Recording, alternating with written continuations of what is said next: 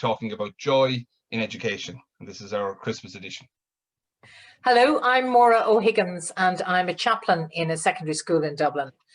Joy in education, joy and education. Hugh, what are you thinking? Yeah, well, firstly, it's great to be here. This is our last Zoomcast for 2020, and it's a delight to be to make it here and to be doing the Zoomcast with yourself, Maura. It's great. And yeah, I think, look, it's the end of 2020. It's been a challenging year for everyone, with COVID, and obviously that's an ongoing process, and there's a lot we've had to adapt to and change, and it's been very different than any other year I've been teaching anyway, and it's there's a lot of challenges, but beyond all that, there is also an awful lot I feel to be grateful for, and that's part of the thing, I suppose.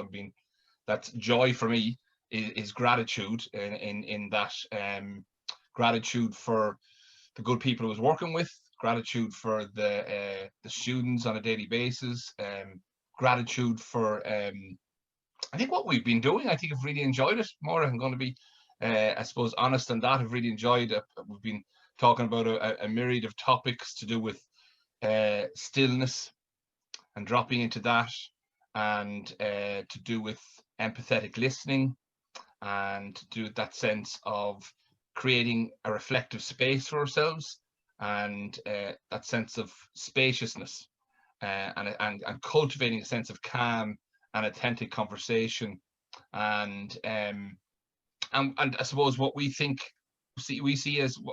as areas that matter in education, but also I suppose they really give me a sense of joy in reality, in school and beyond. These things about authentic conversations and carving out a space where there's a sense of being true to ourselves. I think that really matters. And this time of the year, I think it's good to reflect and just take time to say about what as I said, what lights the fire, what lights our passions. They say about follow your bliss, as Joseph Campbell has said. And I really feel that as I said, there's a lot to be grateful for, in the fact that all over the country schools have been wonderful in what they've done, and that has been celebrated. And the Minister for Education has given out a note recently or a letter recently about that, and that's great to see. And I think what principals, management have done, and teachers have done, and students and their parents, to get them in there, has been fantastic. Despite all the crisis, because in every crisis there is an opportunity. I think a great opportunity. And definitely I feel that I feel I've connected even more probably with some members of staff this year because of the situation. And for that I'm very grateful. And that's given me a sense of, I suppose, that, and there's been great moments with students despite the difficulties we faced and the challenges. And I think, as I said, this is a space I very much see as to reflect on that, and to maybe let in, I've said it before, our meetings, the Zoomcast this evening, just in the silences, cultivating that sense of calm and the beginner's mind that we talked about, and in the quietness, just being, and then reflecting, what am I really grateful for, what matters, because often what matters and what is joy is right in front of us, and unless we're present with that, we sometimes don't notice that. I think that's something I'm learning myself. Sometimes we're in our heads a lot, but just being present with what is, and being in the moment cultivates a sense of light in the darkness, cultivates a sense of joy within me. Because I've said it many times before, school is all about relationships we have with people. It's all about the relationships, and in that there is a sense of, and that's where the learning, if there's good relationships and we're connected with each other, a smile on the face, saying hello to one another. These things are the so-called small things, but they're really so important. They really matter. So What do I think of joy? I think that it's important to reflect. I think it matters to stop and think about and just make space and see what comes up. And in this moment, you know, in our space of joy, as the song says, joy to the world. You know, it's a wonderful Christmas song, joy to the world, and it's an uplifting song. I think despite the challenges and the ongoing challenges, there is a lot to be grateful for, because there's a lot of resilience and there's lots of great people that I've seen throughout the year, and yourself being one of them, Moira, that I'm delighted to be connected with, and it's just great to be it's great to be able to just stop, reflect, and hear that. I think for myself, if nothing else. So that's partly where I'm at. Yeah, that makes sense. Just this sense of it's quite simple, actually. Joy. It's quite simple. Funny,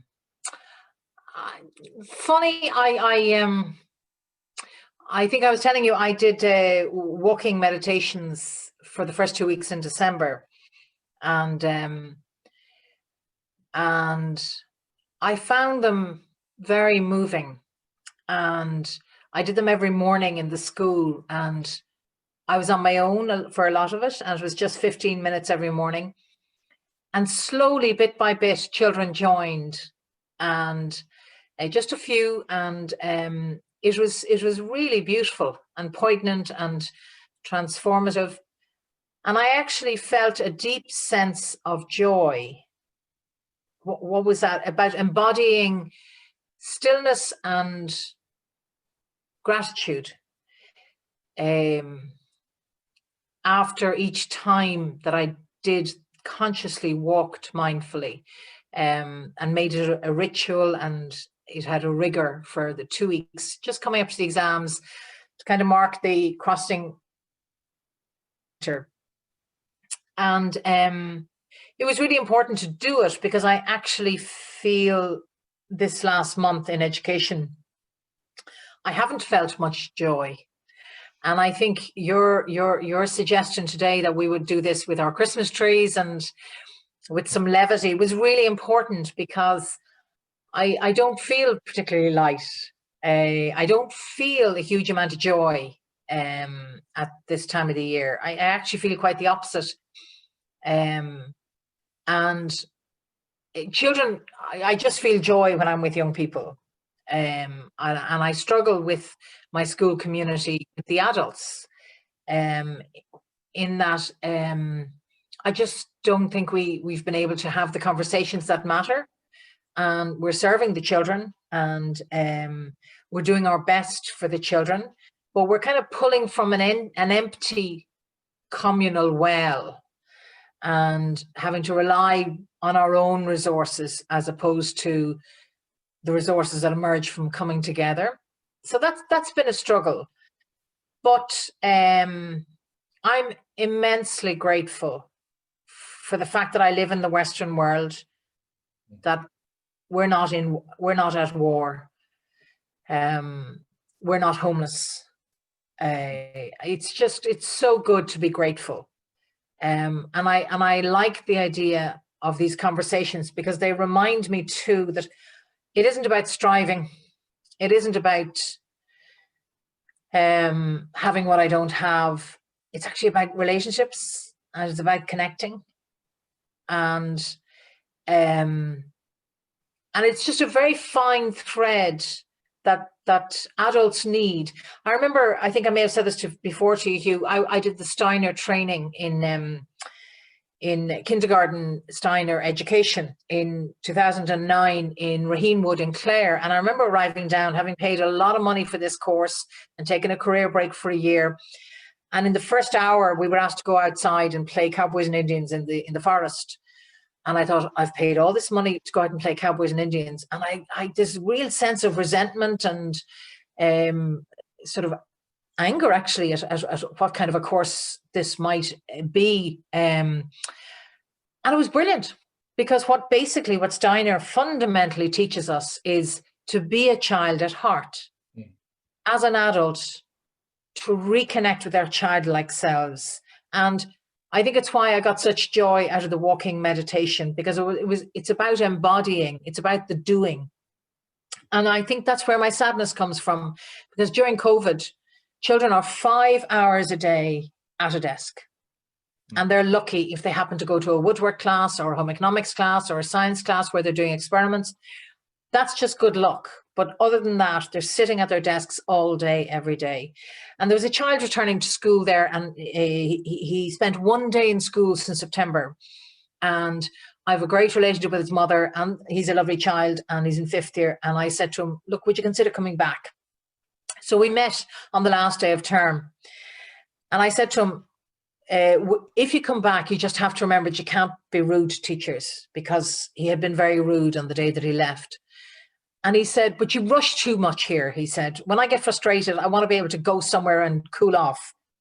And I said, I'm really sorry, but the education system doesn't allow you to do that. I said, you can't constantly step out, calm down, and then come back in, because that'll be a special school, and we're not a special school. And it broke my heart saying that to him, because the joy he anticipated in coming back to school, in learning, was being tempered with the reality that this school system is a straitjacket. And that, anyway, I maybe didn't mean to go there with what I'm trying to say about joy. I'm just very, very grateful. And I would wish we had more joy in second level education. That's me. You, Maura. There's a lot in that. And just when you were speaking there, I was thinking there's a quotation from the Finnish model of education, and they've said, what you learn without joy, you forget without regret. What you learn without joy, you forget without regret. That is perfect. Yeah, there's a lot in that. And I was thinking then when you were talking about it, I was thinking about we were looking at the film Elf. Will Ferrell is in it. Oh, yeah. A grown man who sees the world in childlike, through a child's eyes, you know, and the magic of Christmas. We often say children see the magic of Christmas with Santa and all of that magic, and that as adults that can evaporate. And it has been a tough year. I'd say, if nothing else, a lot of people are very tired. I'd say there's tired, exhaustion, and it takes a few days just to come out of that, you know. And I think that's where that spaciousness and, you know, nature, come back to nature maybe, and hopefully the weather improves, and that just getting out and about with people and connecting with our families and whatever we can, that would help. But I definitely think like that, it's like joy is in the moment. It is in a moment. It's just there. It's there all the time. It's part of who we are as people, you know. And it's not always easy to see it, but you know, with in schools, particularly with young people, there's always something, you know, that it's whether it's what a student says or what a colleague says, you know, there is moments to, because what we focus on grows. And I've been that, I found that at times, like I can be going in not in good form, and I'm looking for problems, you know, where if I'm going in and my mindset is different, it's not that it changes it, but it's I suppose what I'm learning is that joy is in the present moment, and it's me being present. And with that, it's the seeing it, like, and what you said there about just going back to the joy that seeing things through a child's eyes. There's a book that this girl called Ingrid Fettel-Lee has written, called Joyful, and she says where joy hides and how to find it. And she talks about how color and how people are interested in rainbows, how people are interested in bubbles, you know, and how color can brighten up our world, you know, whether that's to do with flowers or a variety of different things.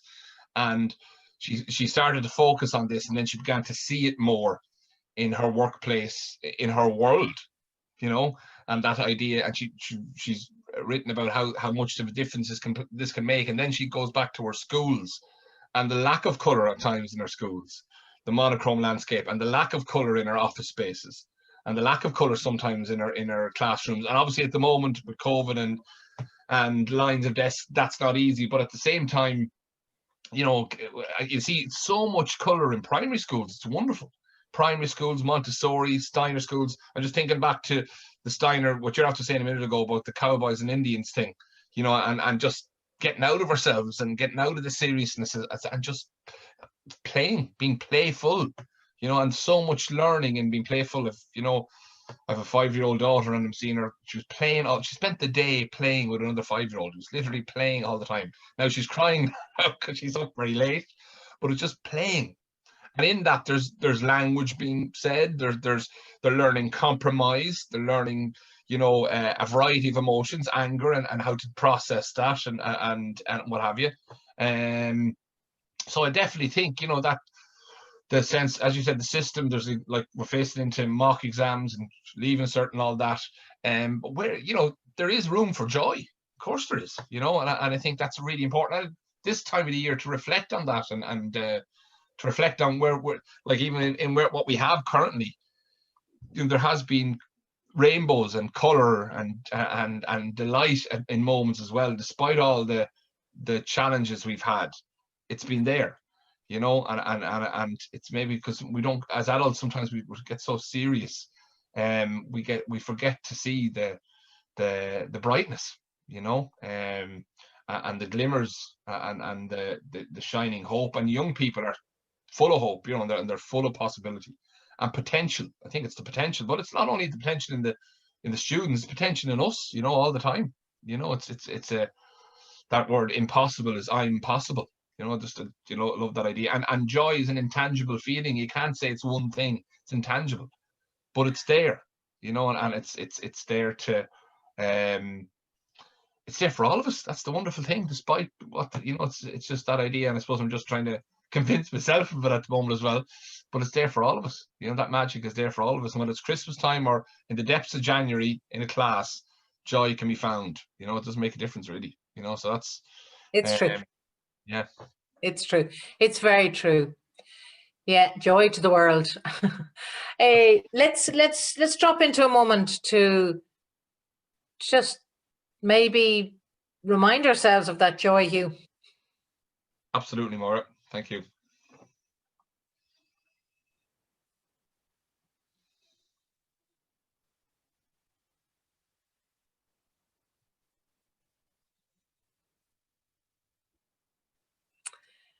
Thank you. I feel lighter now with this conversation. Thank you, Hugh, and a very happy Christmas.